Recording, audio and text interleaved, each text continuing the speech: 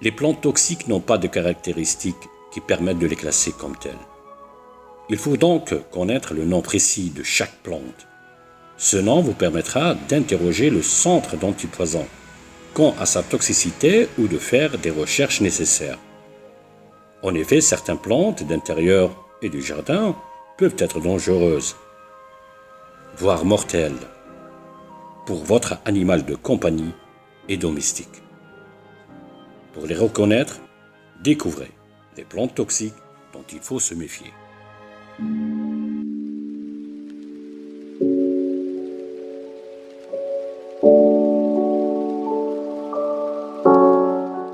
Lonicera chevrefeuille. Le chevrefeuille fait partie de la famille des caprifoliacées. Les chevrefeuilles ont des feuilles simples, opposées, au limbe entier. Les feuilles sont sessiles, courtement pétiolées. Les deux feuilles supérieures, sous l'inflorescence, sont parfois soudées entre elles, en forme de soucoupe. Les fleurs à 5 parties ont souvent une longue corolle en forme de tube ou de clochette. Certains chèvrefeuilles, le soir venu, lorsque les fleurs s'ouvrent, dégagent un parfum très agréable. Les baies sont juteuses et le plus souvent rouges, parfois noires ou blanches ou jaunes. Elles contiennent plusieurs petites graines. Les baies rouges du chèvrefeuille sont parfois confondues avec des groseilles. Elles ne sont pas comestibles, mais ne méritent sans doute pas leur réputation de haute toxicité. L'ingestion de baies n'entraîne que peu de symptômes, même chez les enfants. Dans la plupart des cas, il s'agit d'une irritation du tube digestif ou parfois de palpitations.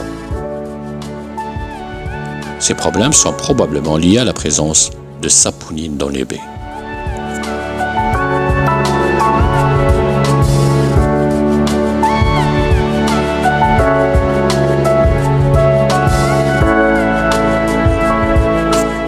Mahonia aquifolium.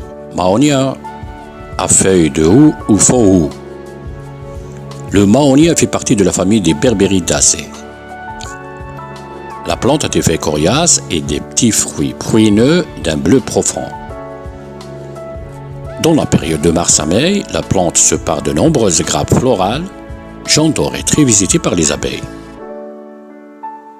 Les coléoptères et les diptères qui aspirent le nectar des nectaires situés à la face interne des pétales. Les feuilles composées pennées sont constituées de 5 à 11 folioles luisantes, épineuses, dentées, et dont la face inférieure est plus ou moins bleu-vert. La racine et l'écorce de branches contiennent de petites quantités de berbérine, un alcaloïde qui stimule les muscles lisses et donc le transit intestinal. Les baies ne contiennent qu'une quantité infime de berbérine. Les enfants goûtent souvent aux beaux fruits bleus du mahonia, qui sont heureusement inoffensifs.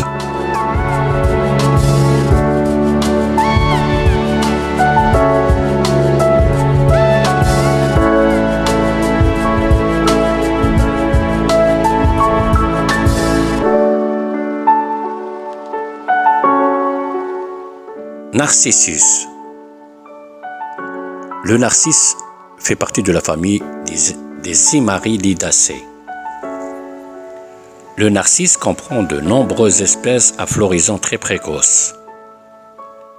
Il est caractérisé par 6 pétales, jaunes ou blancs, généralement grands et étalés, et une couronne jaune ou orange. Parfois, les fleurs sont remplies. Les narcisses contiennent de la lycorine, un alcaloïde toxique. En cas d'ingestion, provoque des vomissements, des maux de ventre et de la diarrhée. Chez les adultes, l'intoxication est souvent la conséquence de l'ingestion de bulbes et de narcisses confondus avec des oignons. Les horticulteurs souffrent parfois d'une affection cutanée, qui est la conséquence de la fréquente manipulation de bulbes et de fleurs.